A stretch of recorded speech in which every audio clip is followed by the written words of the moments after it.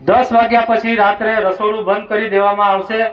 ઘર માલિક મોડા સુધી રસોડું ચાલુ રાખશે અને સવારથી બનાવેલું ભોજનમાં ફૂડ પોઈઝનિંગ જેવો કિસ્સો થઈ શકે, આવો કોઈ અનિચ્છનીય બનાવ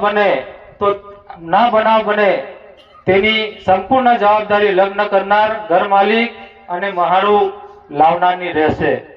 આ ખૂબ અગત્યનો મુદ્દો છે, કારણ કે આપણે ત્યાં 11 વાગે મહાડું જાય, 12 વાગે જાય, 1 વાગે જાય અને સવારનું બનાવેલું ભોજન આપણે 2 વાગ્યા સુધી જમીએ અને એ એક જોતા તાજું બનાવેલું ભોજન આપણને અમૃત સમાન હોય, પણ એની સમય મર્યાદા થઈ જાય તો એ ઝેર બની જાય છે। એટલે એની પણ આપણે બધાએ કાળજી રાખવાની છે।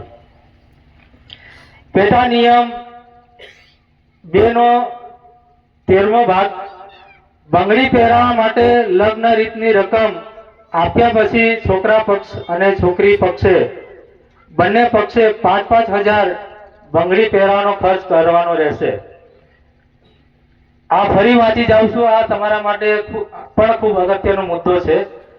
જ્યારે આપણે લગ્ન સંબંધ બાંધ્યા હોય અને બંગડી પહેરાવાનો વ્યવહાર છે તે છોકરી પક્ષે એક હાથનો રાખશે અને છોકરા પક્ષ એક હાથનો, એમ કરીને બંને પક્ષે 5-5 હજારના બંગડા એને પહેરાવવાના રહેશે।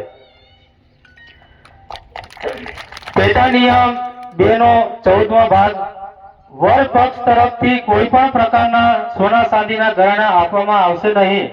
ગહેણા માટે બળજબરી કરી શકાશે નહીં અને ગહેણા પહેરાવવા માટે કોઈ પણ બાબતે સગાઈ તૂટે તેની જવાબદારી કન્યા પક્ષની રહેશે। આ પણ સમાજની બહુ મોટી અપેક્ષા હતી, સમાજનો આગ્રહ હતો કે આજની તારીખમાં ચાંદીનો ભાવ તમે કદાચ સાંભળ્યો નહીં હોય, પણ કિલોના 4,20,000 ની આસપાસ આજની તારીખમાં કિલો ચાંદીનો ભાવ છે। સોનાનો ભાવ પણ તોલાના 1,60,000 થી ઉપરનો ભાવ છે। તો આપણે બધા આજે મહેનત કરીએ છીએ કે સમાજમાં ખર્ચા ઓછા થાય, એના માટેનો આ નિયમ છે।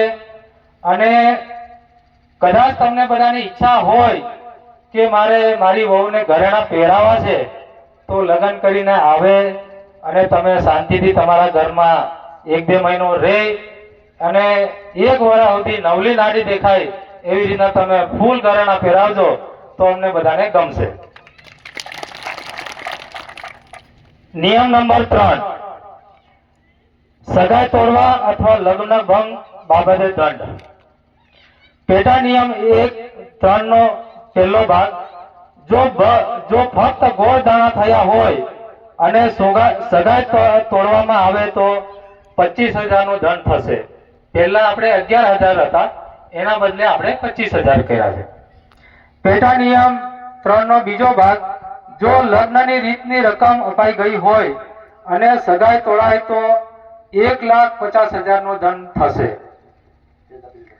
દહેજ આપી દીધા પછી। પેટા નિયમ 3 નો 3જો ભાગ, લગ્ન કર્યા હોય અને ઘરેણાં પહેરાવ્યા હોય અને સગાઈ તોડાય તો ઘરેણાં પરત કરવા અને 2 લાખ ધન રૂપિયા આપવાનો રહેશે। પહેલા આપણે 2.5 હતો, પણ એના બદલે આપણે 2 લાખ કર્યા છે।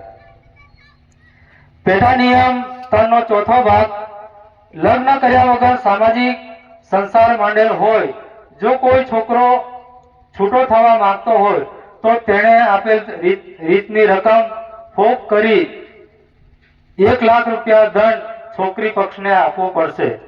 જો છોકરી છૂટી થવા માંગતી હોય તો 50,000 રીતની રકમ સાથે છોકરા પક્ષને 1,50,000 નો દંડ આપવાનો રહેશે। સરખું છે બંને પક્ષે, પણ આ લગ્ન કર્યા વગરના નથી। ગયા વખતે આ પ્રશ્ન થોડો ગૂંચવાયેલો હતો, લગ્ન કરેલાના પણ એ જ દંડ હતા અને લગ્ન કર્યા વગરના પણ એ જ દંડ લેતા હતા, એટલે આપણે એને નવો સુધારો આપણે કર્યો છે। પેટા નિયમ 3 નો 5મો ભાગ, પુખ્ત વયના કુંવારી છોકરી ભાગી જાય અને તેના મા બાપે છોકરાને ઘરે મૂકવાની ના હોય તો બંને પક્ષની સર્વસંમતિથી ગામ સમિતિએ કોઈ પણ જાતની લેવડ દેવડ વગર સમાધાન કરવું પૈસા લેવા નહીં અને રાજી ખુશીથી મૂકવી હોય તો રીતની રકમ લેવાની રહેશે. આ પણ આપણે પહેલા 11,000 બી લેતા હતા અને 21,000 બી લેતા હતા. હવે આપણે આ બાબતની અંદર કોઈ પણ લેવડ દેવડ કરવાની રહેતી નથી. પેટા નિયમ 3 નો 6થો ભાગ, જો કુંવારા છોકરા છોકરી ભાગી જાય અને બંનેમાંથી નાબાલિગ ઓછી ઉંમરના હોય તો મા બાપ ઈચ્છે તો કાયદેસરની કાર્યવાહી કરી શકશે અથવા છૂટા પાડવાના હોય તો કોઈ પૈસાની લેવડ દેવડ કરવાની રહેશે નહીં. જે 11,000 જે આપણે લેવડ દેવડ રાખી હતી એ બંધ કરીને આપણે વગર પૈસે એને છૂટા કરવાના છે. અને અત્યારે જતનભાઈ આપણને કીધું એમ આ ખૂબ ગંભીર કાયદો છે. પોસ્કો અને 376 નો કાયદો તમને ને અમને પોસાય એવો નથી. બિનજામીનપાત્ર ગુનો છે.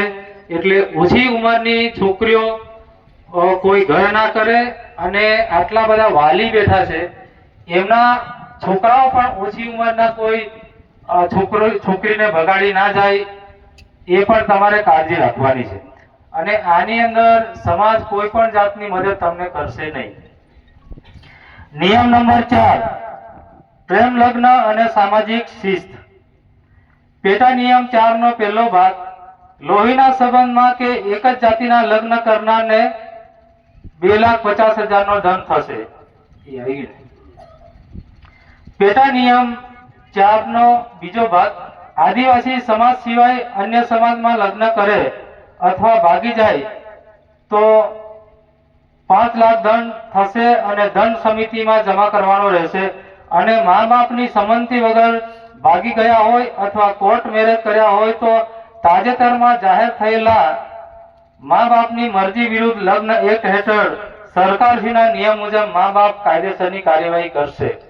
આની અંદર ગુજરાત સરકારે એક નવો કાયદો લાવ્યો છે કે છોકરા છોકરી મા બાપને પૂછ્યા વગર કોર્ટ મેરેજ કરતા હતા અને આપણને નોટિસ મોકલે કે અમે લોકો કોર્ટ મેરેજ કરી લીધા છે તો આપણે કોઈ પણ જાતની કાર્યવાહી કરી નતા શકતા. પણ હવે સરકારે નવો કાયદો બનાવ્યો છે અને તમને 30 દિવસની અંદર તમને નોટિસ મળી જશે. 30 દિવસનો તમને સમય મર્યાદા આપશે અને એ સમય મર્યાદાની અંદર તમારે વાંધો લેવાનો છે, વાંધો રજૂ કરવાનો છે. અને વાંધો રજૂ નહીં કરો તો તમને કશું કરવું નથી એવું સમજીને એ આગળની કાર્યવાહી કરશે. પેટા નિયમ 4 નો ત્રીજો ભાગ, પ્રેમ લગ્નના કિસ્સામાં મા બાપ ભણતર કે પાલન પોષણના ખર્ચ પેટે કોઈ વધારાની રકમ માંગી શકશે નહીં. આ પણ ઘણી વખત આવી ગયો મુદ્દો છે. કેટલાક ભાઈઓ પોતાની મનમાની કરી મેં તમે સૂર્ય પણ આતું ખોરશું કોઈનું નર્સિંગ કો આવીનો વકીલાત કો આવીને આતું ખોરશું એટલે આ માને ના આવે એટલે આ બી આપવું બંધ કર્યો હોય. એટલે બધા જે ગંભીરતાથી સમજી તો આયા મુદ્દા પે કોઈ ગામનું વ્યક્તિ આનું ઉલ્લંઘન ના કરે એનું ખાસ ધ્યાન રાખજો. પેટા નિયમ 4 નો ચોથો ભાગ, આમંત્રણ સિવાય સામાજિક લગ્ન પ્રસંગમાં કોઈ છોકરો છોકરી જાય અને પ્રેમ પ્રકરણમાં ભાગી જાય તો ગ્રામ સમિતિએ સમાધાન વખતે આમંત્રણની ખરાઈ કરી યોગ્ય નિર્ણય લેવો. આ પણ એટલા માટે રાખ્યું છે કે ગમે તે જગ્યા પર લગ્નમાં જાય અને છોકરા ભાગી જાય અને આખરે સમાજના આગેવાનોને પોલીસ સ્ટેશનમાં દોડવું પડે અને એના પછી સમાજના આગેવાનો રાત દિવસ એની પાછળ મહેનત કરે. એટલે આ આમંત્રણ પત્રિકા પણ ખરાઈ કરે એવી ગ્રામ સમિતિને અમારી વિનંતી છે. પેટા નિયમ 4 નો 5મો ભાગ, પરણેતર દાવાની પ્રથા નક્કી કરવા બાબત, જો કોઈ વ્યક્તિ બીજી પત્ની કરે તો રીતના 50,551 દંડ કરવો. જો દંડ ના ભરે તો કાયદેસરની કાર્યવાહી કરવી અને તેની જૂની પત્નીને કાઢી મૂકે તો કાયદેસર કોર્ટ કચેરીમાં ભરણ પોષણનો દાવો કરી ન્યાય કરી શકશે. આ પણ એની પણ ચોખવટ કરી લઈએ કે આ કેસની અંદર બીજી પત્ની લાવ્યા એમ કરીને આપણે ગયા વખતે 2.5 લાખનો દંડ કર્યો હતો, બરાબર ને? અને એ કાયદાનો ખોટી રીતના દુરુપયોગ થતો હતો એટલે આપણે એને માત્ર રીતના 50,551 જ રાખ્યા છે અને એ આપીને એ રાખી શકશે. બંને પત્નીઓ શાંતિથી રહેવા માંગતી હોય તો એ રાખી શકશે. પેટા નિયમ 4નો 5મો ભાગ, પરણેતર દાવાની પ્રથા નક્કી કરવા બાબત. એ તો આવી ગયું. નિયમ નંબર 5, મરણ પ્રસંગના નિયમો.